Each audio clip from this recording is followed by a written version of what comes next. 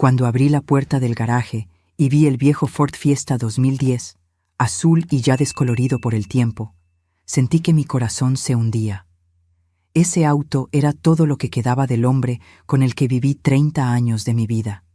Con sus más de 200.000 kilómetros recorridos, los arañazos en los costados y el discreto golpe en el parachoques, parecía tan cansado como los recuerdos que guardaba. Mi nuera miró el auto y se rió, inclinándose para susurrarle algo a mi hijo, lo suficientemente alto para que yo lo oyera, ni siquiera para dejar algo que valiera la pena, solo esta chatarra. Fingí que no me importaba, pero unas horas después, al encender el auto, vi algo extraño en el GPS. Encontré un mensaje oculto que mi difunto esposo me había dejado, y lo que descubrí a continuación me hizo temblar de pavor. Pero antes de continuar, verifica si ya estás suscrito al canal y escribe en los comentarios. ¿Desde dónde estás viendo este video? Nos encanta saber hasta dónde están llegando nuestras historias. Me llamo Elena, tengo 61 años, y hasta hace 3 semanas creía que conocía a mi esposo Carlos perfectamente. Estuvimos casados por casi 3 décadas. Él era gerente en una pequeña ferretería, ganaba un sueldo modesto, pero siempre cuidó de mí. Nunca tuvimos mucho, pero tampoco nos quejamos. Nuestra casa era rentada, un sencillo dúplex en un barrio de clase media-baja en la Ciudad de México. Nuestros 2 hijos, Amanda y Rafael, ya estaban casados y con sus propias familias. Carlos siempre pareció preocupado por el dinero. Recortaba cupones, regateaba en las tiendas, insistía en reparar las cosas rotas en lugar de comprar nuevas. «Necesitamos ahorrar para cuando seamos viejos, Elena», solía decir. Pero cuando murió, de forma inesperada, a los 65 años, de un ataque cardíaco fulminante mientras cortaba el césped de nuestro pequeño patio, no encontramos prácticamente nada en nuestras cuentas. Solo 1,200 pesos mexicanos en la cuenta de ahorro y aquel viejo Fiesta azul. Nuestra casa, que siempre pensé que estaba hipotecada, en realidad era rentada. El apartamento que supuse que estaba comprando para nuestro retiro aparentemente nunca existió. No había seguros, inversiones, nada. Al menos fue eso lo que el abogado dijo cuando leyó el testamento a la familia reunida en la sala de estar de la casa que ahora tendría que dejar en 60 días. Mientras Rafael, mi hijo, me abrazaba en silencio, su esposa Débora no podía ocultar su desprecio. ¿Sabías que no tenía nada?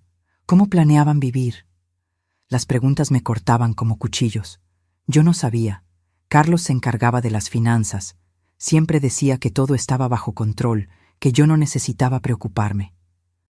Después del velorio, de los pocos amigos ofreciendo condolencias, de los vecinos trayendo platos de comida que apenas tocaba, finalmente me quedé sola. Mis hijos regresaron a sus casas, y me encontré sentada en la mesa de la cocina mirando las llaves del Fiesta. Era viernes por la noche, 3 días después del entierro, y necesitaba empezar a empacar mi vida. No podía. ¿Cómo empacar 30 años? ¿Cómo decidir qué llevar cuando no tenía a dónde ir? Amanda me había ofrecido la habitación de huéspedes en su apartamento apretado, pero sabía que sería temporal. Rafael vivía en un dúplex pequeño con su esposa y 2 hijos, y Débora había dejado bien claro que no había espacio para una boca más. Tomé las llaves del auto y bajé al garaje. Por lo menos podría intentar entender qué funcionaba y qué no en aquel vehículo. Apenas conducía. Carlos siempre tomaba el volante, pero ahora necesitaría arreglármelas. Me senté en el asiento del conductor, sintiendo el olor de él todavía presente. El cuero agrietado del volante, el tablero polvoriento, el pequeño San Cristóbal colgado del espejo retrovisor. Giré la llave y el motor tosió antes de arrancar. La radio se encendió automáticamente, tocando una canción antigua que solíamos bailar. La apagué rápidamente, incapaz de soportar aquel recuerdo. Fue entonces que noté el GPS incorporado en el tablero. Nunca lo habíamos usado. Carlos prefería mapas de papel. Decía que eran más confiables que esos cachivaches electrónicos. Por curiosidad, toqué la pantalla. El aparato se encendió y mostró un mapa de la ciudad. En la esquina de la pantalla había un icono que decía Favoritos. Presioné y solo apareció una dirección, guardada como para Elena. Me quedé paralizada. Carlos nunca había mencionado haber programado algo en el GPS, mucho menos algo con mi nombre. Mi dedo tembló sobre el botón Iniciar navegación. Miré el reloj. 8:13 p.m. Era tarde para salir, pero ¿qué tenía que perder? No podría dormir de todas formas. Cualquier cosa sería mejor que quedarme sentada sola en aquella casa que pronto no sería más mía. Apreté el botón y el GPS comenzó a guiarme. En 200 metros, gire a la derecha. La voz mecánica resonó por el auto silencioso. Salí del garaje cautelosamente, las manos temblorosas en el volante. Hacía años que no conducía sola, especialmente de noche. Las calles estaban relativamente vacías mientras seguía las instrucciones. 20 minutos después, me di cuenta de que estábamos saliendo de la ciudad en dirección a una zona más rural. Continúe en la carretera por 7 kilómetros, instruyó el GPS. ¿Qué podría querer mostrarme Carlos tan lejos de casa? La carretera se puso más oscura, con pocas casas y muchos árboles. Empecé a sentirme ansiosa. ¿Y si solo era un error? ¿Y si Carlos había programado esto para otra persona? ¿Por qué nunca había mencionado este lugar? En 300 metros, gire a la derecha en camino no pavimentado. Dudé, pero obedecí. El Fiesta traqueteó en el camino de tierra, los faros iluminando una senda estrecha entre árboles densos. Mi ansiedad aumentó. Tal vez esto era una pésima idea. Llegó a su destino, anunció el GPS. Detuve el auto y miré alrededor. No había nada más que oscuridad y árboles. Ninguna casa, ninguna construcción visible. Solo un pequeño claro y lo que parecía ser el inicio de un sendero. Apagué el motor, pero dejé los faros encendidos, iluminando el camino por delante. Salí del auto con la linterna del celular en mano. El aire de la noche estaba fresco, y el silencio era interrumpido solo por el sonido distante de grillos. El sendero frente a mí era estrecho pero bien definido, como si alguien lo recorriera con frecuencia. «Carlos, ¿qué querías mostrarme aquí?», murmuré a la oscuridad. Con el corazón acelerado, comencé a caminar por el sendero. Después de unos 100 metros, la vegetación se abrió en otro claro más pequeño. En el centro había una pequeña cabaña de madera, simple pero bien conservada. Una luz tenue brillaba a través de una ventana. Me acerqué lentamente, sorprendida y confundida. Nunca supe que Carlos poseyera ninguna propiedad además de nuestra casa rentada. ¿Cómo tendría una cabaña? ¿Por qué nunca me lo dijo? En la puerta de la cabaña había un sobre plastificado pegado a la madera. Cuando me acerqué, vi mi nombre escrito con la caligrafía inconfundible de Carlos. Con dedos temblorosos, abrí el sobre y saqué una carta y una llave. «Mi querida Elena», comenzaba la carta. «Si estás leyendo esto, significa que ya no estoy contigo y que encontraste mi último regalo. Sé que debes estar confundida y tal vez hasta enojada conmigo ahora, pero te pido que entres y veas lo que preparé para ti durante todos estos años». Me quedé inmóvil ante la puerta de la cabaña, releyendo el primer párrafo de la carta a la luz tenue de la linterna del celular. La caligrafía de Carlos, tan familiar y ahora tan dolorosa de ver, parecía saltar del papel. Respiré hondo y continué leyendo. «Durante toda nuestra vida juntos, mi mayor miedo siempre fue dejarte desamparada. Mientras yo estuviera vivo, podría trabajar, podría cuidar de ti. Pero, ¿y después? El mundo no es amable con viudas mayores sin recursos, Helena. Entonces comencé un plan, hace muchos años, cuando aún éramos jóvenes y esperabas a Amanda. Nuestros hijos piensan que fui un fracasado financiero, que desperdicié nuestra vida con un trabajo mediocre, que no conseguí ni siquiera comprar nuestra propia casa. Dejé que pensaran eso. Dejé que todos pensaran eso. A veces dejé incluso que tú pensaras eso, y por eso pido perdón. Pero era necesario. Todos aquellos turnos extras, los fines de semana trabajando, los viajes de negocios mensuales que yo decía que eran para ver proveedores. Yo estaba construyendo algo para ti, algo que nadie podría tomar, algo solo nuestro. Mis manos temblaban tanto que casi no podía sostener la carta. ¿Qué estaba diciendo Carlos? ¿Qué vida paralela había llevado sin que yo lo supiera? Con la llave en mano, abrí la cerradura de la puerta de la cabaña. Se abrió con un leve chirrido, revelando un interior sorprendentemente acogedor. No era grande, tal vez unos 30 metros cuadrados, pero estaba impecablemente limpia y organizada. Una pequeña sala con un sofá simple, una mesa de madera con 2 sillas, una cocineta básica en la esquina. Había una puerta que presumiblemente llevaba a un dormitorio. En la pared opuesta a la puerta vi una fotografía enmarcada. Era nuestra, del día de nuestra boda. Yo con mi simple vestido blanco que mi madre había cosido, Carlos con su único traje, ambos radiantes de felicidad. Al lado, más fotografías. Amanda naciendo, Rafael dando sus primeros pasos, nuestras escasas vacaciones en la playa, nuestro aniversario de 25 años. En el centro de la mesa había otro sobre, más grande que el primero. Me acerqué lentamente y me senté, sintiendo el peso de los últimos días presionando mis hombros. Abrí el sobre con cuidado. Dentro había documentos, muchos documentos. El primero era la escritura de la cabaña, a nombre de Carlos y el mío. Propiedad liquidada, decía el sello en la parte superior. Debajo, más papeles, certificados de propiedad de tierras, 12 hectáreas alrededor de la cabaña, también a nuestros nombres. Un extracto bancario de una cuenta que yo nunca supe que existía, con un saldo que me hizo ahogar, 782.450 pesos mexicanos. Y había más. Pólizas de seguros, inversiones en diferentes fondos, acciones de empresas, todo meticulosamente organizado y documentado. Cada papel representaba años de planificación silenciosa, de ahorros escondidos, de un futuro que Carlos estaba construyendo mientras yo pensaba que apenas podíamos pagar las cuentas. Dentro del sobre encontré la continuación de la carta. Elena, todo lo que ves aquí es tuyo ahora. La cabaña, la tierra, los ahorros, las inversiones. Calculé que, administrando con cuidado, tendrás lo suficiente para vivir cómodamente por el resto de tu vida. No es una fortuna, pero es seguridad. Nunca necesitarás depender de nadie.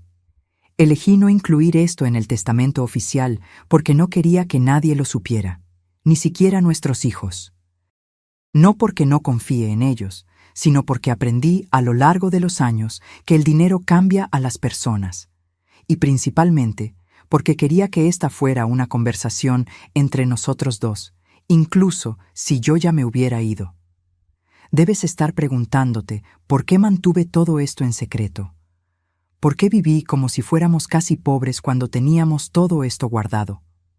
La verdad es que vi a muchos amigos perderlo todo por ostentar un poco de éxito. Vi a familias mendigando préstamos, a parientes distantes apareciendo con peticiones, a emprendimientos fracasados porque alguien creía que les sobraba el dinero. Decidí, entonces, vivir por debajo de nuestras posibilidades. Guardar cada centavo extra. Invertí en tierras cuando eran baratas, en acciones de empresas sólidas. Hice todo esto poco a poco, con paciencia, sin alardes. En el cajón de la mesa encontrarás el contacto del señor Augusto, un abogado que me ayudó a organizar todo esto. Él está al tanto de la situación y te ayudará a transferir todo oficialmente a tu nombre. Confío en él completamente. Abrí el cajón mencionado, y de hecho, allí estaba una tarjeta con el nombre y teléfono de un abogado. También había una pequeña caja de madera. La abrí y encontré otro trozo de papel, con una lista de contraseñas. Cuentas de banco, caja fuerte, alarmas. Volví a la carta que continuaba. Tal vez estés molesta conmigo por haber mantenido este secreto. Lo entiendo. Pero quiero que sepas que cada día en que parecía que yo estaba siendo excesivamente económico o preocupado por el dinero, Estaba pensando en ahora, en este momento en que estarías sola y necesitarías mantenerte. Una última cosa. En el dormitorio hay una pequeña caja fuerte empotrada en la pared detrás del cuadro de nuestra primera casa. La contraseña es la fecha del día en que nos conocimos. ¿Te acuerdas? En la parada del autobús durante aquella lluvia terrible. Dentro de ella hay una sorpresa más para ti. Con el corazón latiendo fuerte, fui hasta el pequeño dormitorio. Era simple, con una cama de matrimonio y un armario de madera. En la pared, el cuadro mencionado, una acuarela de la casa donde vivimos en los primeros años de casados. Lo retiré y allí estaba la caja fuerte. Digité la contraseña 09051979. La caja fuerte se abrió con un clic. Dentro había una caja de terciopelo azul oscuro. La abrí lentamente. Era un collar de oro con un dije de zafiro, la piedra que Carlos siempre decía que combinaba con mis ojos. Nunca tuve una joya así, nada ni remotamente parecido. Junto al collar, una última nota. Para que siempre recuerdes que, incluso en las dificultades, siempre fuiste mi tesoro más preciado. Te amaré por siempre, Carlos. Las lágrimas que había contenido hasta entonces vinieron como un torrente incontrolable. Me senté en la orilla de la cama, el collar en una mano, las cartas en la otra, llorando por este hombre que había pasado décadas construyendo un futuro para mí, en silencio, sin reconocimiento, sin que nadie lo supiera. En ese momento, entendí que nunca había conocido a mi esposo por completo. Detrás de aquel hombre simple y frugal que yo pensaba comprender totalmente, había alguien mucho más complejo, un estratega paciente, un protector determinado, alguien capaz de sacrificar el confort inmediato por un objetivo mayor. Pasé la noche en la cabaña, sumergida en los recuerdos y en los documentos que representaban una vida de devoción silenciosa. Cuando el sol comenzó a salir, me di cuenta de que, a pesar de todo el dolor de la pérdida, Carlos me había dado un último regalo que iba mucho más allá del dinero o de la seguridad financiera. Me había dado la posibilidad de un nuevo comienzo. A la mañana siguiente salí de la cabaña al aire fresco del campo. El sol iluminaba las 12 hectáreas de tierra que ahora eran mías. Una propiedad que, según los documentos, Carlos venía comprando poco a poco, parcela por parcela, durante los últimos 20 años. Caminé por la propiedad, descubriendo un pequeño lago, árboles frutales plantados a intervalos regulares, y hasta un huerto bien cuidado en la parte trasera de la cabaña. ¿Quién mantenía todo esto mientras Carlos estaba trabajando en la Ciudad de México? En los documentos encontré la respuesta. Un contrato con el señor Joaquín, un señor local que cuidaba la propiedad semanalmente. El contrato estaba pagado por un año entero más. Volví a la cabaña y tomé un café, pensando en lo que haría a continuación. La realidad comenzaba a asentarse. Yo no estaba desamparada. No necesitaría la caridad renuente de mis hijos o la compasión fingida de mi nuera. Tenía un lugar para vivir, dinero para mantenerme y un futuro que, aunque solitario sin Carlos, no era desesperado. Tomé el celular y llamé a mis hijos.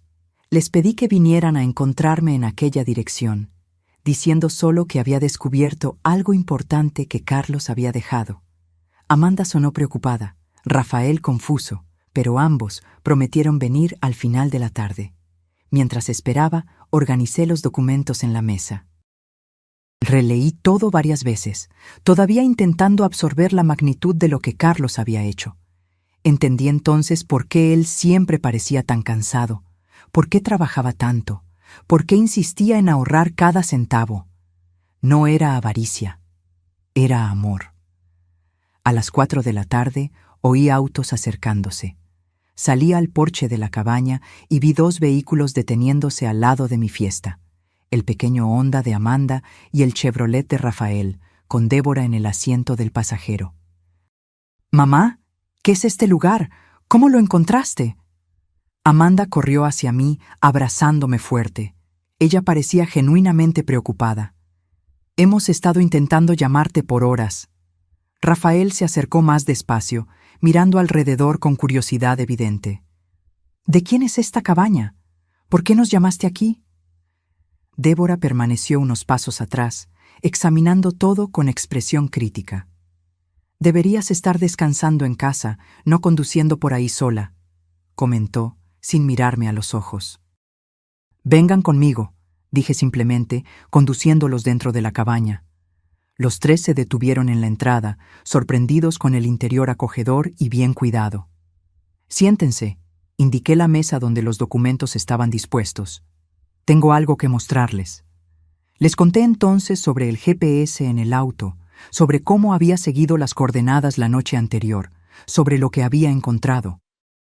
Les expliqué sobre los documentos, sobre la estrategia financiera de Carlos, sobre la vida doble que él había creado, no por deshonestidad, sino por precaución y amor. Amanda comenzó a llorar cuando mostré los valores de las cuentas e inversiones. Rafael se quedó en silencio, mirando fijamente la escritura de la propiedad con nuestros nombres. Débora palideció visiblemente. Les estoy mostrando esto porque son mi familia, expliqué. Quiero que sepan que estoy bien, que no necesitan preocuparse por mí. Su padre cuidó de todo. ¿Por qué nunca nos lo contó? Rafael finalmente habló, su voz temblorosa. ¿Por qué vivir como si estuviéramos siempre al borde de la quiebra cuando teníamos... ¿esto? Le pasé la parte de la carta donde Carlos explicaba sus motivos. Rafael leyó en voz alta, su voz quebrándose en las últimas palabras. Amanda se secó las lágrimas. Él siempre fue tan discreto, tan reservado sobre el dinero. Recuerdo cómo se molestaba cuando pedíamos juguetes caros o ropa de marca. Él estaba enseñándonos a valorar lo que importa, respondí, entendiendo ahora más claramente las actitudes de Carlos. Él quería que fuéramos felices con poco, porque sabía que la verdadera riqueza no está en lo que poseemos. Débora, que había permanecido en silencio, finalmente habló. Entonces, ¿todo esto es tuyo ahora? ¿La cabaña, el terreno, el dinero? Sí, respondí simplemente. Pero mis planes no cambiaron. Voy a seguir viviendo modestamente, como Carlos me enseñó. La única diferencia es que ahora puedo hacerlo en mi propio espacio, sin ser una carga para nadie. Algo se encendió en sus ojos, una mezcla de sorpresa, vergüenza y tal vez cálculo. Conocía bien aquella mirada. En los pocos años desde que ella se había casado con Rafael, yo había visto aquella expresión siempre que se mencionaba el dinero. Bueno, esto es una gran sorpresa, murmuró. Estamos muy felices por ti, por supuesto. Y si necesitas ayuda para administrar todo esto, Rafael tiene experiencia con inversiones, ¿no es así, querido? Mi hijo parecía incómodo. Mamá sabe lo que está haciendo, Débora. Además, papá ya proveyó un abogado para ayudarla. Pasamos las horas siguientes explorando la propiedad juntos. Les mostré el lago, los árboles frutales, el huerto. Amanda sugirió que podríamos hacer un almuerzo familiar allí todos los meses. Rafael, siempre práctico, comenzó a hacer planes para mejorar el camino de acceso. La propiedad se ubicaba cerca del hermoso pueblo de Huasca de Ocampo. Cuando el sol comenzó a ponerse, Amanda me abrazó fuerte. Voy a extrañarte en la ciudad, pero estoy feliz de que tengas este lugar. Parece algo que papá haría, cuidando de ti incluso después de irse. Rafael también me abrazó, sosteniéndome por más tiempo de lo habitual. Perdóname, susurró. Debí haber insistido más en ayudarte, en lugar de dejar que Débora... No completó la frase, pero no era necesario. Está todo bien, respondí. Ustedes no sabían. Nadie sabía.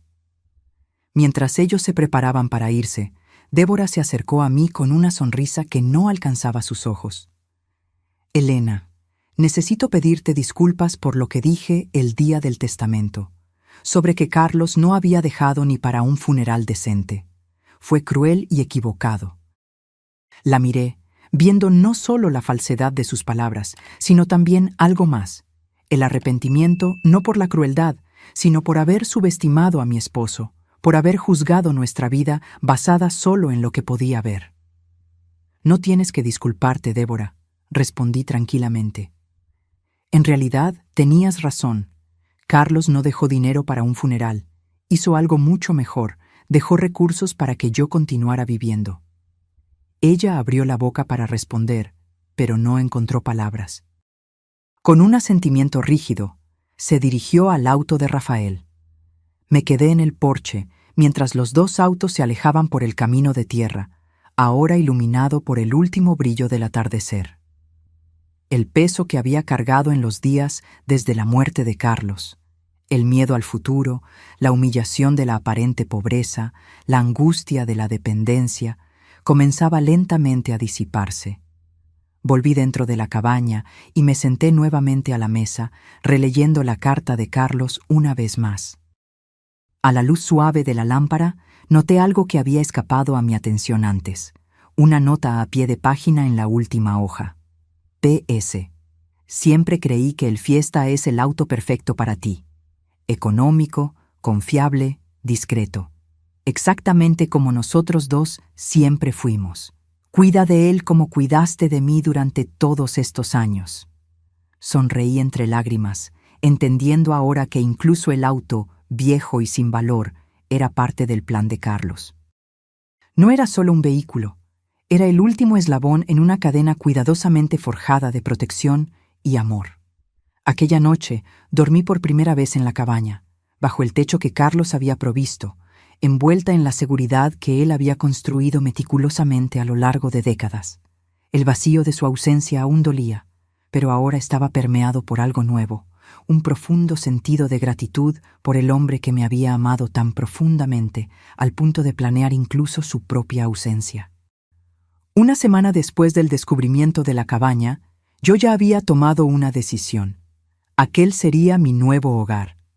No solo porque era financieramente sensato, sino porque cada rincón de aquel lugar contenía un pedazo de Carlos, de su planificación, su dedicación, su amor. El lunes llamé al señor Augusto, el abogado indicado por Carlos. Él no pareció sorprendido con mi llamada. Su voz es exactamente como Carlos la describió, dijo él con gentileza. Estoy a su disposición, señora. Elena. Su esposo organizó todo con extremo cuidado. En los días siguientes, me encontré inmersa en un mundo de documentación legal, transferencias bancarias y planificación financiera, cosas que Carlos siempre había manejado. El señor Augusto fue paciente, explicando cada detalle, conduciéndome por el proceso de asumir control sobre aquella fortuna inesperada. Su esposo era un hombre extraordinariamente metódico, comentó el abogado durante uno de nuestros encuentros. En 32 años de abogacía, nunca vi a alguien planear con tanta antelación y precisión. Descubrí que Carlos había comenzado este plan justo después del nacimiento de Amanda, nuestro primer hijo. Había abierto una cuenta secreta con una pequeña cantidad, y durante 30 años depositó consistentemente parte de su sueldo allí. Compró la primera parcela de tierra cuando la región aún era completamente rural y poco valorizada, en las afueras de la Ciudad de México, cerca de Huasca de Ocampo, y fue añadiendo más áreas a lo largo de los años. La cabaña fue construida por partes. Primero la estructura básica, después los acabados, el mobiliario simple pero durable, los pequeños detalles que hacían el espacio acogedor. Todo pagado al contado, todo documentado meticulosamente. Mientras organizaba la mudanza de la casa rentada a la cabaña, comencé a hacer pequeñas adaptaciones en el espacio. Carlos había construido pensando en funcionalidad y confort básico, pero ahora yo podría añadir mi propio toque. Compré cortinas nuevas, más coloridas que las neutras que él había escogido. Agregué algunas plantas, traje mis libros favoritos, puse más fotografías en las paredes. El señor Joaquín, el cuidador que se encargaba de la propiedad, se volvió un apoyo invaluable. Un señor de casi 70 años, de pocas palabras, que conocía cada centímetro de aquellas tierras. Su esposo venía aquí 2 veces al mes, me contó Joaquín mientras me mostraba cómo funcionaba el sistema de irrigación del huerto. siempre los fines de semana que decía estar trabajando. Él mismo plantó cada uno de esos árboles frutales, ¿sabe? Decía que quería que usted tuviera frutas frescas todo el año. Miré el huerto ordenado, manzanos, naranjos, durazneros, todos en diferentes etapas de crecimiento, e imaginé a Carlos aquí, solo, plantando cada árbol pensando en mí. ¿Cuántos fines de semana había pasado en esta tierra, trabajando en silencio, construyendo este refugio, mientras yo creía que él estaba haciendo horas extras en la tienda en Ciudad de México? Él hablaba mucho de usted, continuó Joaquín, aparentemente sintiendo mi necesidad de saber más. Siempre decía que usted merecía mucho más de lo que él podía ofrecer abiertamente, que un día entendería por qué él vivía de forma tan económica. Conforme pasaron los días, fui descubriendo más secretos de la propiedad. Un pequeño depósito detrás de la cabaña contenía herramientas de jardinería, todas organizadas meticulosamente. Una colección de semillas guardadas en frascos de vidrio etiquetados con la caligrafía de Carlos. Un cuaderno con anotaciones sobre las plantas, cuándo florecen, cómo cuidar, problemas comunes.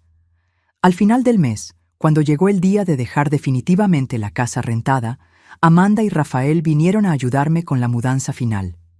Traje solo lo esencial: ropa, algunos muebles con valor sentimental, álbumes de fotografías, los pocos objetos que realmente importaban. Débora no vino. Rafael explicó vagamente que ella estaba ocupada con los preparativos para un evento de caridad, pero vi la vergüenza en sus ojos. Desde el descubrimiento de la cabaña y del dinero, ella había evitado contacto directo conmigo. «Ella está avergonzada, mamá», me dijo Amanda en un momento en que estábamos solas, organizando mi colección de libros en el pequeño estante de la cabaña. Rafael me contó que pasó días diciendo lo horrible que se sentía por haberte juzgado, por haber dicho aquellas cosas. «Espero que realmente lo sienta», respondí, sin conseguir evitar un toque de amargura. No por los comentarios sobre mí, sino por haber subestimado a su padre, por haberlo juzgado como un fracasado cuando él estaba silenciosamente construyendo todo esto. Amanda abrazó mis hombros. A papá nunca le importó lo que los otros pensaran. A él le importaban los resultados, no las apariencias.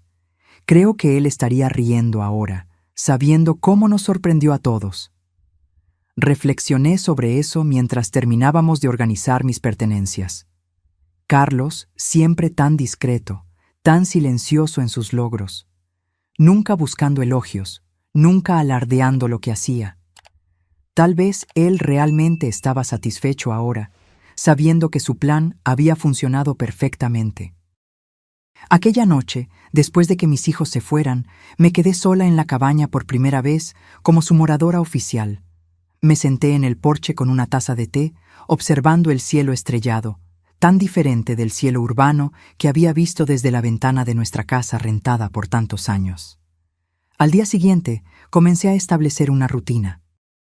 Me despertaba temprano, algo que siempre hice, pero ahora en lugar de preparar el café para Carlos antes de que saliera para el trabajo en la Ciudad de México, lo tomaba sola en el porche, observando el amanecer entre los árboles en Huasca de Ocampo.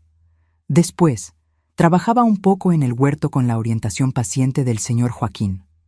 «Usted aprende rápido», comentó él después de verme arrancar correctamente las malas hierbas sin dañar las plantas de lechuga. «Su esposo decía que usted tenía buenas manos para las plantas, pero nunca tuvo espacio para un jardín decente». Era verdad, siempre me gustaron las plantas, pero nuestro pequeño patio en la ciudad apenas permitía algunas macetas. Carlos lo sabía también, aparentemente. Una prueba más de cómo él me observaba, anotaba mentalmente mis deseos y sueños, incluso los más triviales. Pasado un mes en la cabaña, recibí una llamada inesperada. Era Débora. «¿Elena?» Su voz sonaba titubeante, nada parecida a su habitual tono confiado. «Espero no estar molestando». «No lo estás, Débora. ¿Cómo estás?» «Estoy bien, gracias». Hubo una pausa incómoda. Me gustaría saber si puedo ir a visitarte, sola, Hay algo que necesito decirte personalmente. Confieso que me sorprendió. Desde la revelación sobre la herencia de Carlos, Débora se había mantenido distante, comunicándose conmigo solo a través de Rafael. Claro, respondí curiosa. ¿Cuándo te gustaría venir? Mañana, si es conveniente. Por la mañana. Acepté, y al día siguiente, puntualmente a las 10 a.m., oí un auto acercándose. Por la ventana de la cocina vi a Débora salir de su reluciente Audi, pareciendo fuera de lugar en su conjunto de saco y pantalón sastre en el ambiente rural. Abrí la puerta antes de que llamara. «Buenos días, Débora. Entra, por favor». Ella parecía nerviosa, algo inusual para alguien siempre tan segura de sí misma. Aceptó el café que ofrecí y nos sentamos a la mesa de la cocina. «Este lugar es mucho más agradable de lo que imaginé», comentó, mirando alrededor. Cuando Rafael dijo cabaña, pensé en algo más rústico. «Carlos nunca hizo nada a medias», respondí. Incluso viviendo con sencillez, él valoraba el confort. Débora giró la taza entre los dedos, visiblemente incómoda. Finalmente, después de un largo silencio, habló. «Vine a pedirte disculpas, Elena. No solo por las cosas horribles que dije después del funeral de Carlos, sino por cómo te traté durante todos estos años». Me mantuve en silencio, esperando que continuara. «Siempre los vi a ti y a Carlos como fracasados», admitió, las palabras pareciendo doler al salir. «Siempre pensé, ¿cómo alguien puede trabajar por 30 años y no tener nada que mostrar? Sin casa propia, sin auto de lujo, sin viajes internacionales. Los juzgué por la ausencia de cosas materiales». Ella miró por la ventana hacia el huerto en flor que se extendía más allá de la cabaña. «Pero ahora me doy cuenta de que estaban construyendo algo mucho más grande, mucho más significativo que las apariencias que yo valoraba tanto. Mientras yo publicaba fotos de cenas caras en las redes sociales y me endeudaba para mantener una imagen, Carlos estaba silenciosamente construyendo un patrimonio real». Su voz falló, y me di cuenta de que sus ojos estaban húmedos. «Rafael y yo estamos ahogados en deudas, Elena. ¿Aquel auto en la entrada? Financiado. ¿Nuestra casa? Hipotecada hasta el techo. Todo para mantener una imagen de éxito que no existe. Y lo más irónico, los consideré a ti y a Carlos un ejemplo de fracaso, cuando en realidad ustedes eran los que estaban haciendo todo bien». Me quedé en silencio, procesando aquella confesión inesperada. Parte de mí sentía una satisfacción amarga. La nuera que siempre me había mirado con condescendencia, ahora admitía su error. Pero otra parte de mí sentía compasión por la joven mujer claramente en conflicto frente a mí. «Débora, no necesitamos vivir en función del juicio ajeno», dije finalmente. Carlos entendió eso mucho antes que yo. A él no le importaba lo que los otros pensaran de nuestro estilo de vida, con tal de que estuviéramos seguros. ¿Cómo podías vivir así, sin importarte lo que los otros pensaban, sin desear más? Reflexioné sobre la pregunta. Era algo que yo misma había cuestionado en los primeros días después del descubrimiento de la cabaña. Yo confiaba en Carlos, respondí honestamente, y aprendí a encontrar alegría en las pequeñas cosas. Una cena simple juntos, un paseo en el parque, ver a nuestros hijos crecer. No necesitábamos mucho para ser felices. Nuestra conversación continuó por horas, más honesta y profunda que cualquier otra que hubiéramos tenido antes. Cuando Débora finalmente se preparó para irse, parecía diferente, más ligera tal vez, como si hubiera depositado una carga que había llevado por mucho tiempo. «Elena», dijo, ya en la puerta, ¿crees que podrías enseñarme un poco sobre jardinería? ¿Sobre cómo cultivar alimentos? Quiero intentar ahorrar, vivir más como ustedes vivían». Sonreí, sorprendida y conmovida por la petición. «Claro, Débora. Ven cuando quieras. Yo también estoy aprendiendo, pero podemos aprender juntas». En las semanas siguientes, para mi sorpresa, Débora comenzó a aparecer regularmente. Primero sola, después con Rafael y los niños. Poco a poco, La cabaña que Carlos había construido para mí comenzó a transformarse en un punto de encuentro familiar. Amanda traía a su esposo e hijo los fines de semana. A los niños les encantaba explorar la propiedad, jugar en el lago, recoger frutas directamente de los árboles. En una de esas visitas, Rafael me buscó mientras yo regaba las plantas del jardín. «Mamá, ¿puedo preguntarte algo? Algo en lo que he estado pensando desde que descubrimos todo esto». «Claro, hijo. ¿Nunca desconfiaste? En todos esos años, ¿nunca te diste cuenta de que papá estaba construyendo todo esto?» Puse la regadera y lo miré, considerando la pregunta. Hubo momentos, pequeños detalles que no tenían sentido, depósitos que desaparecían antes de ser registrados en las cuentas que yo veía, fines de semana de trabajo de los que volvía más cansado de lo que debería, a veces con tierra bajo las uñas a pesar de trabajar en una tienda, llamadas telefónicas que atendía en privado. Sonreí al recordar esos momentos. Creo que, en el fondo, yo sabía que había algo más, pero confiaba en él completamente. Si Carlos estaba escondiendo algo, yo creía que sería por un buen motivo. Rafael me miró con una expresión que mezclaba admiración y perplejidad. «Eso es extraordinario, mamá. Ese tipo de confianza. No sé si conseguiría hacer lo mismo. Tu padre me dio motivos para confiar en él durante 30 años de matrimonio», respondí. Él nunca me dio razón para dudar de su carácter o de su amor. Y al final, él probó que merecía cada gramo de esa confianza. Mientras Rafael se alejaba, pensé en cómo la vida había cambiado en estos últimos meses. El dolor de la pérdida de Carlos aún estaba allí, un vacío que nunca sería completamente llenado. Pero a su lado había ahora un profundo sentimiento de gratitud, no solo por el confort material que él me había dejado, sino por su visión, su planificación, su determinación en protegerme incluso después de irse. La cabaña, que inicialmente había visto como solo un refugio, se volvía cada vez más un hogar. El lugar donde la familia se reunía, donde yo plantaba mis propias flores, donde sentía la presencia de Carlos en los detalles que él había tan cuidadosamente planeado. Por la noche, sola, yo todavía lloraba a veces. No solo de tristeza, sino de una emoción compleja, una mezcla de pérdida, amor, gratitud y admiración por el hombre extraordinario que había escogido compartir su vida conmigo y que continuaba cuidando de mí incluso después de irse. Hace 6 meses pasaron desde que encontré la cabaña. El otoño llegó, transformando el paisaje en tonos dorados y rojos en las tierras de Huasca de Ocampo. Los manzanos estaban cargados, y yo pasaba las mañanas recogiendo frutas con la ayuda del señor Joaquín, que pacientemente me enseñaba a identificar las que estaban en el punto justo. En una tarde particularmente agradable, mientras organizaba uno de los cajones de la oficina improvisada que había montado en un rincón de la sala, encontré un cuaderno marrón de tapa dura que no había notado antes. Estaba parcialmente escondido bajo otros documentos. Lo abrí con curiosidad y reconocí inmediatamente la letra de Carlos, aquella caligrafía metódica y clara que yo conocía tan bien.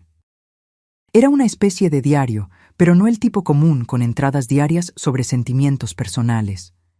Era un registro de sus visitas a la propiedad, comenzando 24 años atrás.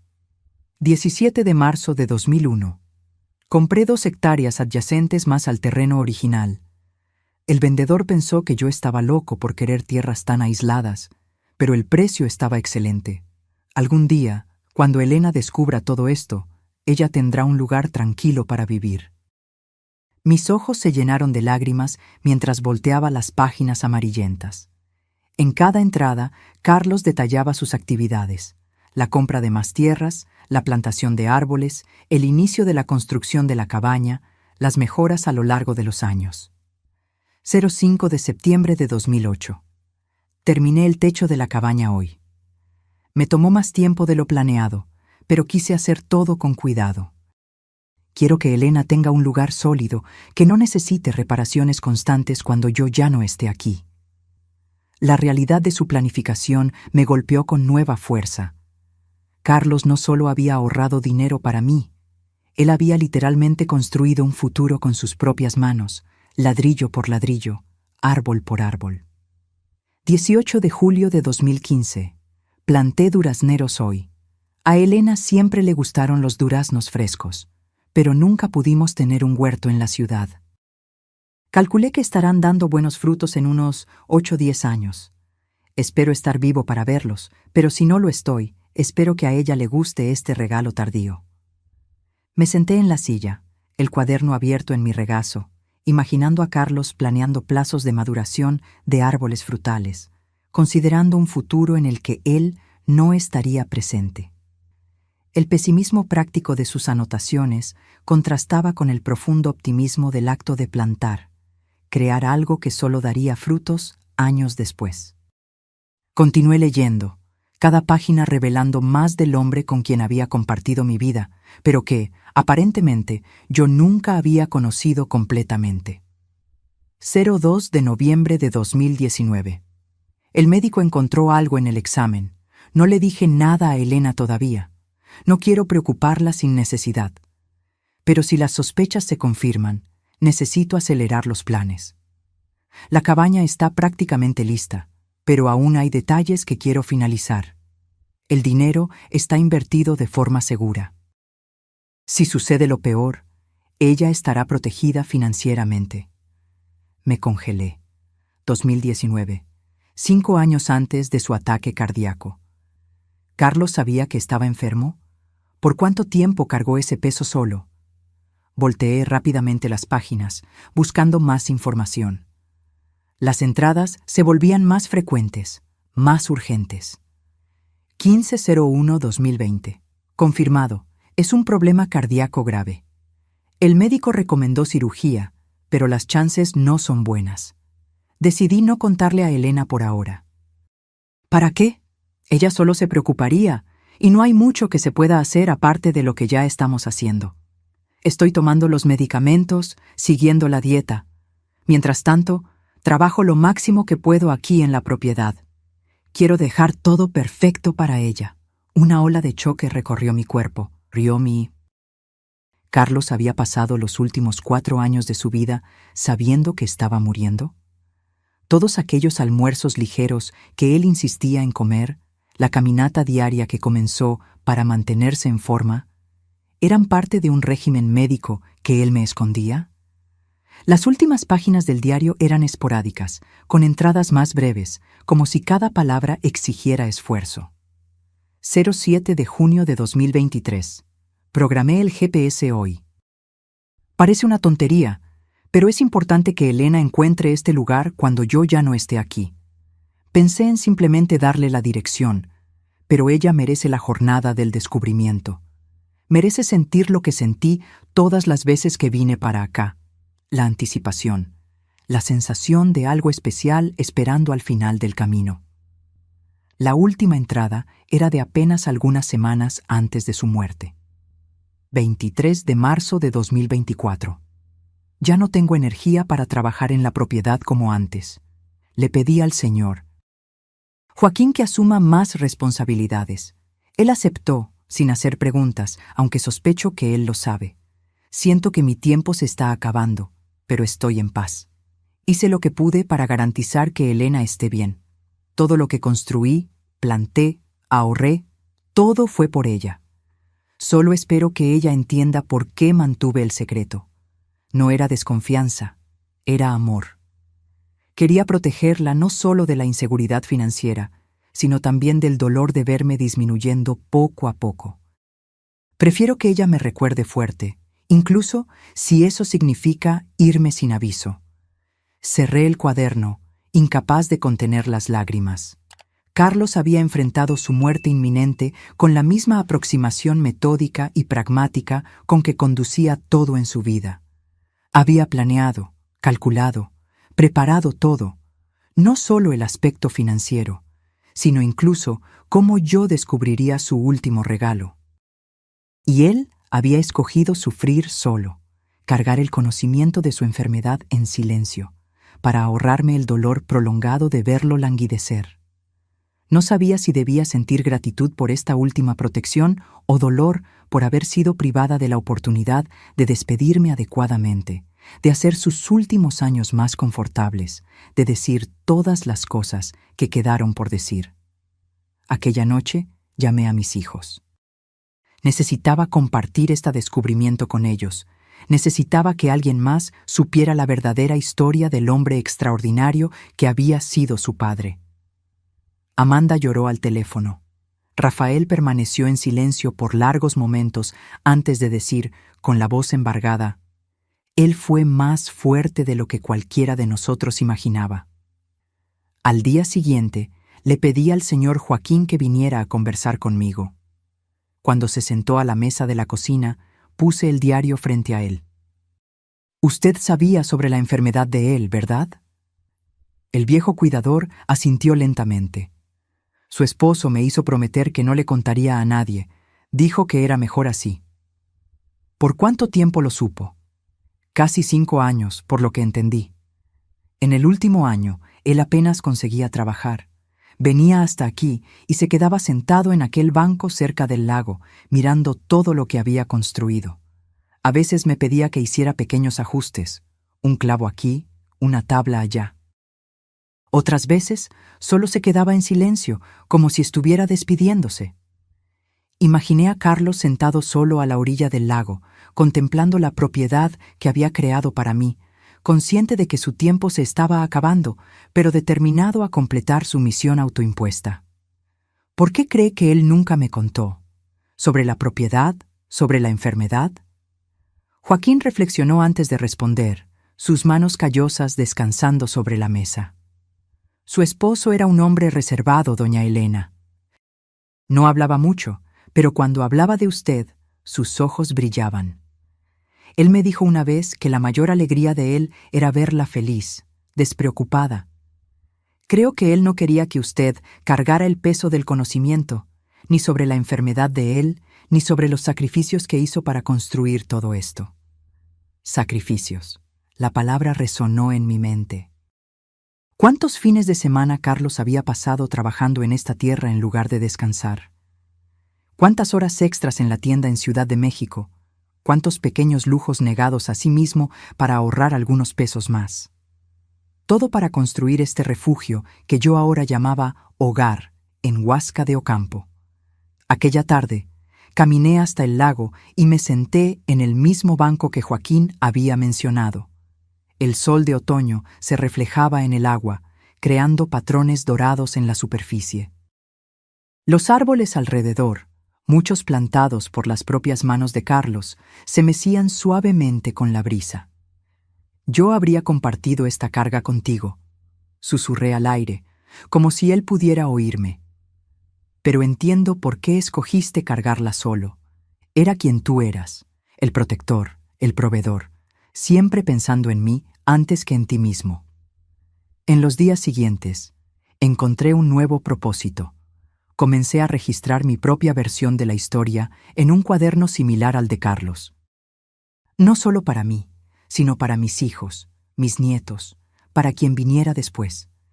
Quería que conocieran al verdadero Carlos, no solo al hombre quieto y frugal que parecía haber dejado poco para su familia, sino al visionario paciente que había construido un legado de amor a lo largo de décadas. Y a medida que el otoño daba lugar al invierno, encontré una paz que no esperaba. El dolor de la pérdida permanecía, pero ahora estaba entrelazado con una profunda admiración por el hombre que me había amado tan completamente, tan silenciosamente, hasta su último suspiro. El primer aniversario de la muerte de Carlos se acercaba, trayendo consigo una melancolía que intenté contrabalancear con actividad constante. Transformé la pequeña oficina en un espacio de recuerdos, fotografías nuestras a lo largo de los años, objetos que él valoraba, el diario que había encontrado cuidadosamente preservado en una caja de madera que Rafael había hecho especialmente para eso. El invierno había sido difícil. La soledad a veces pesaba, especialmente en las noches más frías. Pero había desarrollado una rutina que me sustentaba. El trabajo en la propiedad, las visitas regulares de mis hijos y nietos, las nuevas amistades que había cultivado en la comunidad rural alrededor de Huasca de Ocampo. Una semana antes de la fecha, recibí un llamado telefónico inesperado. Era el señor Augusto, el abogado. Señora Elena, tengo un sobre más que su esposo dejó conmigo. Él me instruyó específicamente para entregárselo a usted solo después de un año de su partida. Mi corazón se aceleró. ¿Un sobre? ¿Con qué? Él no me dijo el contenido, solo la fecha en que debía ser entregado. Puedo llevárselo a usted mañana, si le es conveniente. Acepté, la mente repleta de preguntas. ¿Qué más podría haber dejado Carlos para mí? ¿Qué más había planeado con su meticulosidad característica? Al día siguiente, recibí al señor Augusto en el porche de la cabaña. Él parecía admirado con la propiedad, comentando sobre lo bien cuidado que estaba todo. Su esposo hablaba de este lugar con tanto orgullo, dijo él, aceptando una taza de café. En las pocas veces en que nos encontramos aquí, él mostraba cada detalle como si fuera un tesoro. Él construyó todo esto solo, ¿sabe? Con sus propias manos. Sí, él me contó. Un hombre notable, su Carlos. En todos mis años de abogacía, raramente encontré a alguien tan determinado. Después de algunas formalidades, él finalmente me entregó el sobre. Un paquete de tamaño medio, sellado, con mi nombre escrito en la caligrafía de Carlos. Él me hizo prometer que lo entregaría personalmente, no por correo, explicó el abogado. Dijo que era demasiado importante para arriesgarse a perderse. Después de que el señor Augusto se fue, me senté a la mesa de la cocina y abrí cuidadosamente el sobre. Dentro había otro sobre más pequeño y una memoria USB negra, junto con una carta. Mi querida Elena, si estás leyendo esto, significa que ya ha pasado un año desde que partí. Espero que este año, a pesar del dolor que sé que sentiste, también haya traído descubrimientos y, quién sabe, incluso alguna alegría. Espero que la cabaña se haya vuelto un hogar para ti, que los árboles que planté estén dando frutos, que estés encontrando paz en este lugar que construí, pensando en ti con cada clavo, con cada teja. Hay una última cosa que quiero compartir. Algo que tal vez ayude a explicar por qué viví como viví, por qué tomé las elecciones que tomé. En la memoria USB encontrarás una grabación. Es una conversación que tuve con mi propio padre una semana antes de que él falleciera. Yo tenía 22 años. Tú y yo estábamos comprometidos desde hacía solo 2 meses. ¿Te acuerdas de lo jóvenes que éramos? ¿De cuántos sueños teníamos? ¿Cuántos planes? Mi padre, un hombre simple que trabajó toda la vida en la misma fábrica, me llamó para una conversación final. Él sabía que estaba muriendo. Cáncer, etapa terminal. Grabé nuestra conversación sin que él lo supiera. En la época, creí que era una forma de preservar su voz, sus consejos. No me di cuenta de que sería el modelo para todo lo que haría en los 40 años siguientes. Escucha cuando estés lista. Tal vez ayude a entender al hombre con quien te casaste. Un hombre que, incluso después de tantos años a tu lado, tal vez permaneció un misterio en algunos aspectos. El sobre más pequeño contiene otra sorpresa, algo que compré hace muchos años y guardé para este momento específico. Un símbolo, nada más. Con todo mi amor, para siempre, Carlos. Con manos temblorosas, conecté la memoria USB a la pequeña laptop que había comprado para administrar la propiedad. Encontré un único archivo de audio, fechado de hace 43 años. Cuando hice clic para reproducir, la voz de Carlos, joven, vibrante, tan diferente de la voz más grave que conocí en los últimos años, llenó la cocina. «Papá, ¿puedo grabar nuestra conversación para recordar después?» Una voz más ronca, que nunca había oído antes, respondió. «No necesitas eso, hijo. Lo que tengo para decir es simple, no lo vas a olvidar. Aún así, me gustaría tener tu voz conmigo». Un suspiro. «Entonces está bien. ¿Qué quieres saber?» «Me llamaste para conversar. Dijiste que tenías algo importante para decirme antes de...» antes de que yo muera. Puedes decirlo, hijo. Es la verdad. No hay por qué esconderla. Hubo una pausa, y entonces la voz del padre de Carlos continuó, más suave. Te vas a casar pronto, con una buena muchacha.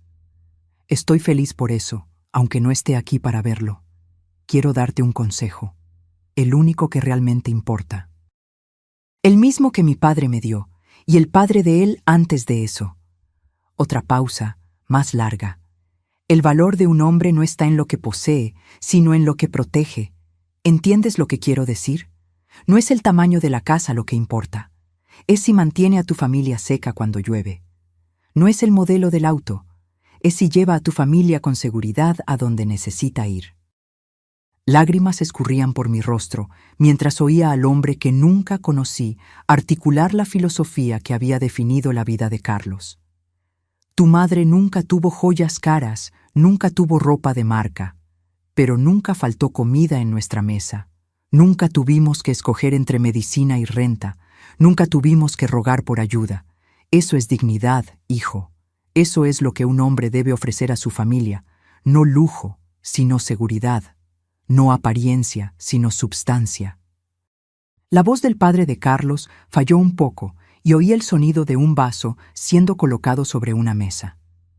Veo a jóvenes hoy comprando autos que no pueden pagar, casas que los esclavizan con deudas, todo para impresionar a personas que no se importan con ellos.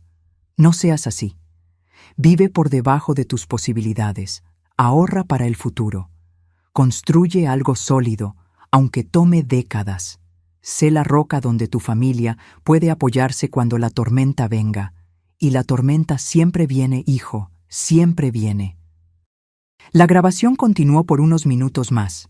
Consejos prácticos sobre dinero, sobre trabajo, sobre familia. Cuando terminó, me quedé sentada en silencio, absorbiendo la profundidad de lo que había oído. Finalmente, abrí el sobre más pequeño. Dentro había una llave antigua prendida a un cordón simple junto con una nota. Esta es la llave de la casa donde nací. La casa ya no existe. Fue demolida hace décadas para dar lugar a un supermercado. Pero guardé la llave como recuerdo de lo que mi padre me enseñó. Ahora es tuya. No porque abra cualquier puerta, sino porque representa lo que intenté ser para ti. Un refugio seguro, una protección confiable, un puerto en medio de la tormenta. Fuiste mi mayor tesoro, Elena. Cada sacrificio, cada hora extra, cada pequeño lujo que renuncié, todo valió la pena por saber que estarías protegida incluso después de que yo me fuera. Me puse el cordón alrededor del cuello, la llave antigua reposando contra mi corazón. Era pesada, sustancial, como el amor que Carlos había demostrado silenciosamente por tantos años. Aquella noche, me senté en el porche y escribí en mi propio diario, una práctica que había adoptado desde que encontré el de Carlos. Hoy, un año después de su partida, finalmente entendí completamente al hombre con quien me casé. Carlos vivió según un código de valores que ya no es común en nuestro mundo obsesionado por las apariencias. Él valoraba seguridad por encima de confort, substancia por encima de estilo, protección por encima de ostentación. En un mundo que mide el éxito por lo que exhibes, él midió el suyo por lo que consiguió proteger, principalmente a mí. Su legado no son solo los árboles que plantó o el dinero que guardó, sino el ejemplo de amor que demostró. Un amor que no necesita focos, que no busca aplausos, que se expresa a través de actos silenciosos de devoción constante. Llevo esa lección conmigo ahora. Y mientras el mundo allá afuera continúa corriendo tras lo más nuevo, lo más brillante, lo más impresionante, encuentro paz sabiendo que fui amada de la forma más verdadera posible, no con palabras grandiosas o gestos espectaculares, sino con una vida entera de pequeñas decisiones hechas pensando en mí. La primavera trajo nueva vida a la propiedad en Huasca de Ocampo. Los durazneros que Carlos había plantado casi 10 años antes florecieron abundantemente, prometiendo una cosecha generosa en los meses siguientes. Alrededor de la cabaña planté flores coloridas, algo que Carlos, siempre práctico, no había priorizado, pero que yo sabía que él apreciaría por hacerme feliz. En una mañana soleada de abril, recibí una visita inesperada. Un auto que no reconocí se detuvo al inicio del sendero que llevaba a la cabaña. Un hombre de mediana edad salió, mirando alrededor con curiosidad evidente. ¿Puedo ayudarlo?, pregunté desde el porche, cautelosa con visitantes desconocidos. El hombre sonrió, retirándose los lentes de sol. Señora Elena, mi nombre es Ricardo Méndez. No sé si Carlos alguna vez mencionó mi nombre. Fruncí el ceño, intentando recordar. No lo recuerdo. ¿Era amigo de mi esposo? Colega de trabajo, en realidad. No en la ferretería, sino... Bueno, es sobre eso que vine a conversar. ¿Puedo tener unos minutos de su tiempo? Intrigada, lo invité a entrar. Servimos café en el porche, aprovechando el clima agradable. Ricardo parecía incómodo, inseguro sobre cómo empezar. Señora Elena, trabajo para una empresa de inversiones inmobiliarias. Me enteré de su pérdida solo recientemente, y creí que tal vez Carlos no tuvo tiempo de explicar todo sobre los negocios que hacíamos juntos. Sentí una ola de confusión. ¿Negocios? Carlos trabajaba en la ferretería. Era gerente allí por casi 30 años en la Ciudad de México. Ricardo asintió, una sonrisa comprensiva en su rostro. Sí, lo era. Pero esa era solo una parte de su vida profesional. Carlos también trabajaba con nosotros como consultor de inversiones inmobiliarias. De hecho, él tenía un talento excepcional para identificar propiedades subvaloradas con potencial de apreciación. Ricardo tomó un sorbo de café antes de continuar. No entiendo. Carlos nunca mencionó otro empleo. Él era muy discreto sobre eso, Ricardo explicó gentilmente. Comenzó hace unos 25 años, casi por casualidad. Carlos vino a nuestra oficina para obtener información sobre un terreno. Este terreno, de hecho. Él gesticuló hacia la propiedad a nuestro alrededor. En la conversación, demostró un conocimiento notable sobre valores de tierra en la región, tendencias de desarrollo, factores que influencian la apreciación a largo plazo. Ricardo tomó un sorbo de café antes de continuar. Mi padre, que era el fundador de la empresa, le ofreció un trabajo de medio tiempo como consultor. Carlos se rehusó inicialmente, pero mi padre insistió en al menos pagar por sus opiniones sobre algunos terrenos que estábamos considerando. Fue así que comenzó. Yo estaba aturdida. ¿Me está diciendo que Carlos tenía un segundo empleo secreto durante todos esos años? No exactamente un empleo regular. Él nos ayudaba a evaluar propiedades, principalmente en áreas rurales como esta, alrededor de Huasca de Ocampo. A veces, hacía esto remotamente, analizando datos y mapas. Otras veces, visitaba los lugares personalmente. Eran aquellos viajes de negocios mensuales para ver proveedores, me imagino. Carlos tenía una intuición natural para lo que funcionaría a largo plazo. Su especialidad eran inversiones de horizonte extendido, propiedades que no darían retorno inmediato, pero que se apreciarían significativamente en 15, 20 años. Recordé los viajes mensuales de Carlos, las horas extras los fines de semana. Todas las piezas comenzaban a encajar de una forma que nunca había imaginado. Él era pagado por esto, continuó Ricardo. Muy bien pagado, de hecho. Carlos insistía en recibir parte de su compensación en participaciones en las propiedades que ayudaba a identificar, en lugar de solo dinero. Con el tiempo, esto se acumuló substancialmente. ¿Qué exactamente quiere decir con substancialmente?, pregunté, mi voz casi un susurro. Ricardo abrió su maletín y retiró una carpeta de documentos. Este es el motivo de mi visita, de hecho. Carlos poseía participaciones minoritarias en 17 emprendimientos diferentes a través de nuestra empresa. Centros comerciales, condominios residenciales, edificios comerciales, todos seleccionados con aquella mirada de largo plazo que era su marca registrada. Él empujó la carpeta en mi dirección. Estos son los documentos detallando esas participaciones, que ahora son suyas por derecho. Intentamos contactarla antes, pero solo recientemente descubrimos sobre esta propiedad. Con manos temblorosas, abrí la carpeta. Había contratos, extractos financieros, proyecciones de rendimientos. Números que hacían la cuenta bancaria que Carlos me había dejado parecer casi insignificante en comparación. La última evaluación total de esas participaciones, Ricardo dijo suavemente, es de aproximadamente 8.7 millones de pesos mexicanos. El mundo pareció girar a mi alrededor. Me apoyé en la silla, incapaz de hablar. Carlos nunca le contó, ¿verdad? Ricardo preguntó gentilmente. Moví la cabeza, las lágrimas comenzando a empañar mi visión. Nunca. Él me dejó esta propiedad, algo de dinero en cuentas e inversiones. Creí que era todo. Ricardo sonrió tristemente. Conociendo a Carlos, no estoy sorprendido. Él siempre fue extremadamente reservado sobre su riqueza. En la empresa, sabíamos que él vivía muy por debajo de sus posibilidades, pero respetábamos su privacidad. Él mencionó una vez que prefería construir patrimonio a exhibirlo.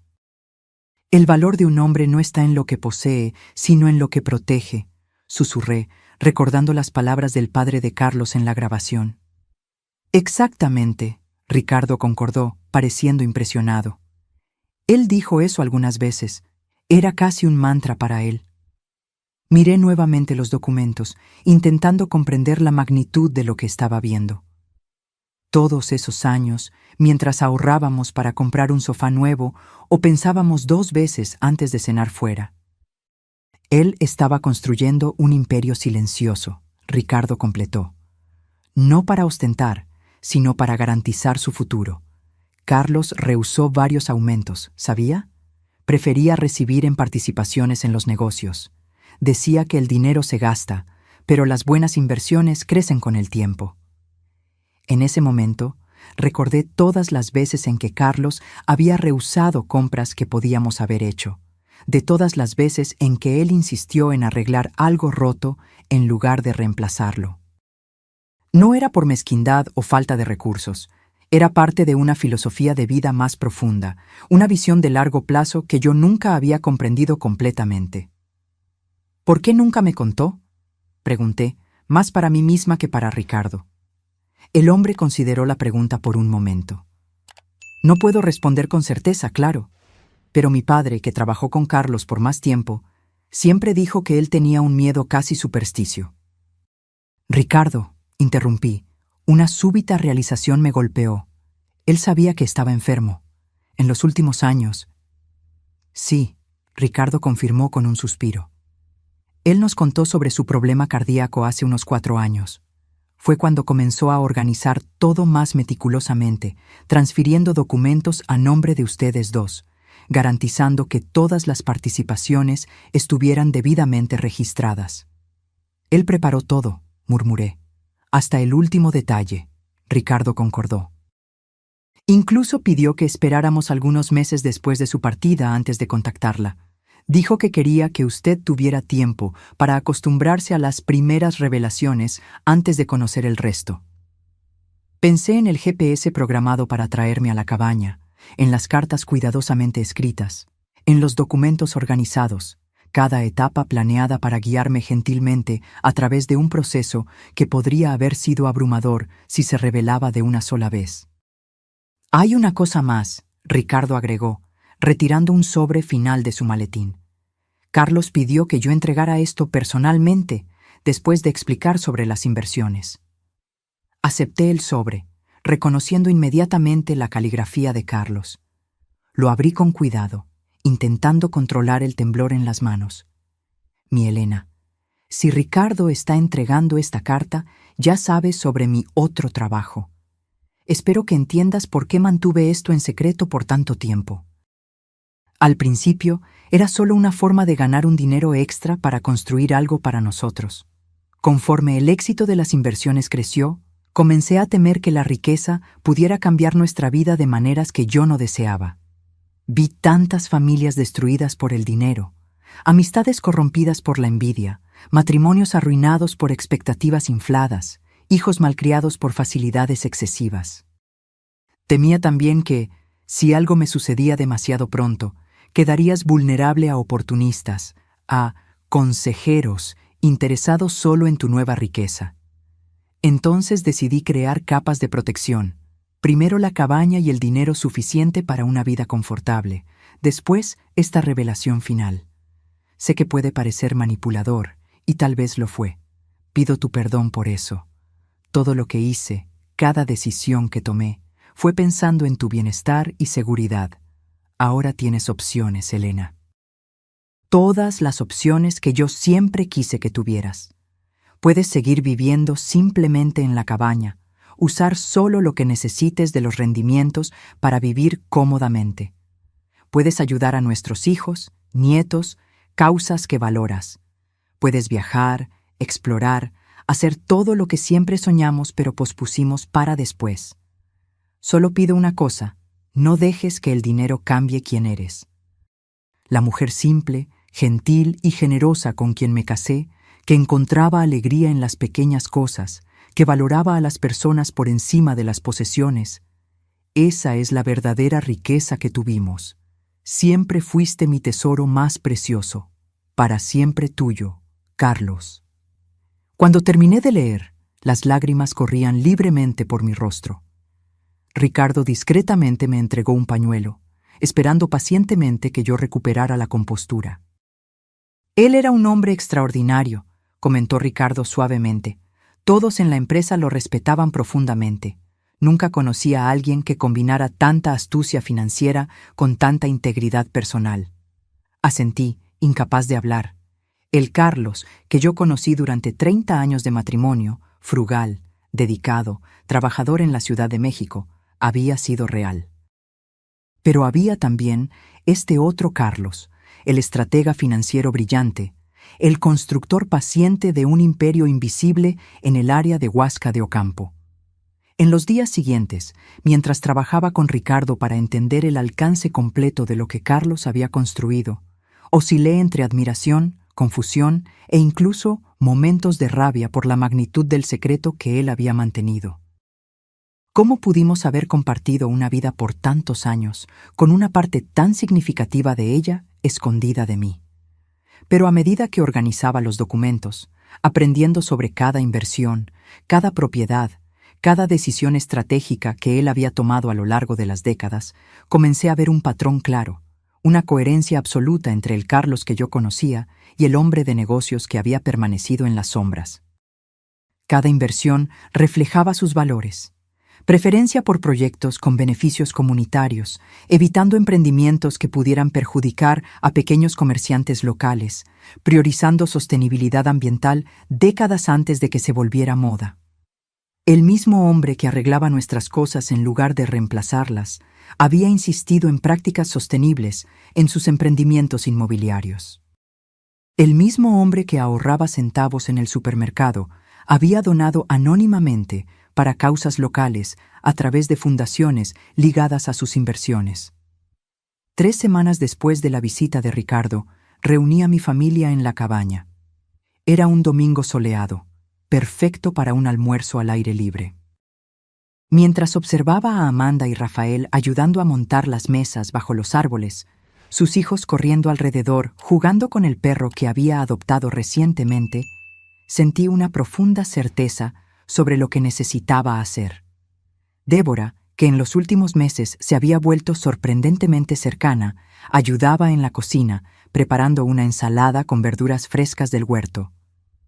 ¿Está todo bien?, preguntó, notando mi silencio contemplativo.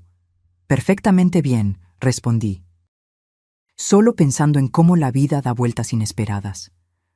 Cuando todos estaban sentados, con los platos servidos, levanté mi copa para un brindis. A la memoria de Carlos, dije simplemente. Todos levantaron sus copas, murmurando en concordancia. Entonces, respiré hondo. Tengo algo importante para compartir con ustedes hoy. Algo que descubrí recientemente sobre su padre, sobre nuestro matrimonio, sobre nuestra vida juntos. Les conté entonces sobre la visita de Ricardo, sobre el trabajo secreto de Carlos como consultor de inversiones, sobre el imperio silencioso que él había construido a lo largo de décadas. Les expliqué sobre las participaciones en emprendimientos, sobre los millones que ahora formaban parte de su herencia. Rafael dejó caer el tenedor. Amanda se cubrió la boca con las manos. Débora se puso pálida. «Pero eso es increíble», Rafael finalmente consiguió decir. «Todo este tiempo, mientras vivíamos como una familia de clase media común», completé. Exactamente como su padre quería. Él creía que la riqueza ostensible nos cambiaría, nos alejaría de los valores que realmente le importaban. Les mostré entonces la última carta de Carlos, dejando que leyeran sus explicaciones en sus propias palabras. Cuando terminaron, todos estaban emocionados. «Él era un genio», murmuró Amanda, secándose las lágrimas. «Un genio secreto». «Más que eso», agregué. Era un hombre con una visión muy clara de lo que significaba amar a su familia. Para él, el amor significaba protección, seguridad, garantía de futuro, no solo para mí, sino para todos ustedes también. Miré entonces a mis hijos, a mi nuera, a mis nietos, y es por eso que tomé algunas decisiones sobre qué hacer con esta herencia inesperada. Tomé una carpeta que había preparado y la puse sobre la mesa. Carlos construyó todo esto pensando en nuestra seguridad, en nuestro futuro. Siguiendo su ejemplo, estoy creando un fondo familiar. Cada uno de ustedes tendrá acceso a recursos suficientes para realizar sueños, comprar una casa mejor, invertir en educación, iniciar un negocio, lo que deseen. Pero la mayor parte permanecerá en un fideicomiso, administrado profesionalmente, para garantizar seguridad no solo para ustedes, sino para las próximas generaciones también. «Mamá, eso es extremadamente generoso», Rafael dijo, claramente emocionado. «No es generosidad, es continuidad», corregí gentilmente. «Solo estoy siguiendo el plan que su padre comenzó, construyendo sobre lo que él creó». Miré a Débora, que había permanecido inusualmente silenciosa.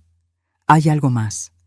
Rafael me contó sobre las dificultades financieras que enfrentan, las deudas acumuladas intentando mantener un estilo de vida más allá de sus posibilidades. Débora bajó los ojos, claramente avergonzada. Rafael sostuvo su mano en apoyo. «Esas deudas serán saldadas», continué, «pero con una condición, que ustedes participen en un programa de educación financiera. Carlos me enseñó, a través de sus acciones, el valor de vivir por debajo de nuestras posibilidades, de construir seguridad en lugar de apariencias. Quiero que ustedes aprendan esos principios también». Para mi sorpresa, Débora asintió con lágrimas en los ojos. Yo estaría muy agradecida. Pasé tanto tiempo juzgándolos, creyendo que sabíamos más, que éramos más exitosos, y todo este tiempo no es sobre quién tiene más, interrumpí suavemente. Es sobre cómo usamos lo que tenemos, sobre los valores que orientan nuestras elecciones. La comida continuó, la conversación naturalmente girando en torno a recuerdos de Carlos, de planes para el futuro, de sueños largamente pospuestos que ahora podrían volverse realidad. Observé a mi familia con un nuevo sentimiento de paz y propósito. Más tarde aquella noche, después de que todos se habían ido, caminé hasta el lago, el lugar favorito de Carlos en la propiedad, donde pasaba horas sentado en los últimos años de vida, contemplando todo lo que había construido. Me senté en el banco que él había colocado a la orilla del agua y saqué la llave antigua que llevaba constantemente en un cordón alrededor del cuello, la llave de la casa donde él había nacido, su símbolo de protección y seguridad. «Lo lograste, mi amor», susurré al aire nocturno. «Todo lo que planeaste, todo lo que construiste en silencio durante décadas, funcionó exactamente como querías. Estoy segura, nuestra familia está segura. Tu legado continuará por generaciones». Me quedé allí sentada hasta el atardecer, observando los colores reflejarse en el agua tranquila del lago. Pensé en la increíble jornada que había recorrido en el último año. de la viuda aparentemente desamparada, con solo un auto viejo como herencia a la guardiana de un imperio invisible, cuidadosamente construido a través de décadas de trabajo silencioso y planificación meticulosa. Pensé en los contrastes de la vida de Carlos, el gerente de la ferretería en la Ciudad de México, que secretamente era un consultor inmobiliario respetado en Huasca de Ocampo. El hombre que regateaba por centavos en el supermercado mientras administraba millones en inversiones. El esposo que mantenía secretos monumentales y aún así era absolutamente fiel en su compromiso de proteger y cuidar. En la semana siguiente, transferí una cantidad significativa a una fundación que crearía becas de estudio para jóvenes emprendedores, personas con la visión y paciencia que Carlos había demostrado, pero sin los recursos para realizar sus sueños. Establecí también un fondo para preservación ambiental en la región, garantizando que las áreas naturales alrededor de la propiedad permanecieran intactas por el desarrollo. La cabaña continuó siendo mi hogar. Incluso con todos los recursos ahora disponibles, no tenía deseo de mudarme a una mansión o condominio lujoso. Esta simple estructura de madera, construida por las manos del hombre que había amado, contenía más significado y valor para mí que cualquier palacio podría ofrecer. En lugar de eso, dirigí recursos para mejorar la comunidad alrededor de Huasca de Ocampo, apoyando la escuela local, ayudando a pavimentar el camino de acceso, financiando una pequeña clínica médica que serviría a las familias rurales de la región. Una tarde, cerca de 2 años después de la muerte de Carlos, recibí una carta inesperada. Era de una señora llamada Mariana, que se presentaba como la viuda de uno de los colegas de Carlos en la ferretería. «Su esposo salvó a nuestra familia», escribió. «Cuando mi Pedro enfermó de cáncer, hace 15 años, no teníamos seguro adecuado, no teníamos ahorros. Fue Carlos quien nos ayudó. Pagó tratamientos, medicamentos, incluso nuestra hipoteca durante meses. Siempre insistió que era solo un préstamo sin plazo, pero nunca aceptó un centavo de vuelta, incluso después de que Pedro se recuperó. Dijo que teníamos hijos que educar, que esa era mejor inversión que cualquier tasa de interés». La carta continuó, detallando otras instancias de generosidad silenciosa de Carlos. Pequeños préstamos a colegas en dificultades, asistencia anónima a familias en la comunidad, mentoría a jóvenes empleados. Me di cuenta entonces de que el patrón de vida doble de Carlos se extendía más allá de sus finanzas personales. Incluso con recursos limitados, al menos de lo que yo sabía en la época, él siempre encontraba maneras de ayudar a otros, siempre sin alarde, siempre insistiendo en la discreción.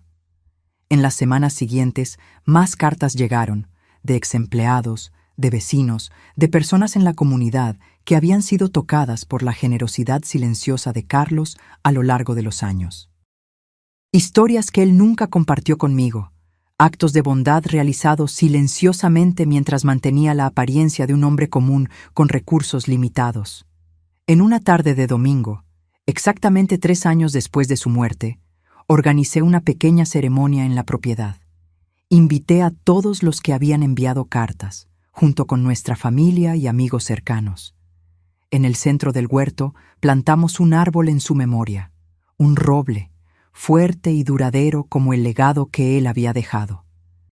Mientras echaba la primera pala de tierra sobre las raíces del árbol, reflexioné sobre la lección final que Carlos me había enseñado, que la verdadera riqueza no es medida por lo que poseemos o exhibimos, sino por el impacto positivo que causamos en la vida de los otros. Que el valor real no está en las cuentas bancarias o propiedades, sino en la seguridad y bienestar que proporcionamos a aquellos que amamos. El viejo Ford Fiesta azul permanece en el garaje, incluso habiendo adquirido un auto más nuevo y seguro. Todavía lo conduzco ocasionalmente, recordando aquella noche fatídica en que seguí las coordenadas del GPS y descubrí el primero de muchos regalos que Carlos había dejado para mí. A veces pienso en lo que mi nuera dijo aquel día sombrío después del funeral, sobre que Carlos no había dejado ni para un funeral decente. Qué profundamente equivocada estaba, y cómo todos lo estábamos, de cierta forma. El hombre quieto y económico que conocíamos había dejado mucho más de lo que cualquiera podría imaginar, no solo en términos materiales, sino en lecciones de vida, en ejemplos de integridad, en demostraciones silenciosas de amor verdadero. En lugar de ostentar riqueza en vida, él escogió construir un legado que continuaría beneficiando a generaciones futuras. En lugar de buscar estatus y reconocimiento, se enfocó en proporcionar seguridad y oportunidades para aquellos que amaba.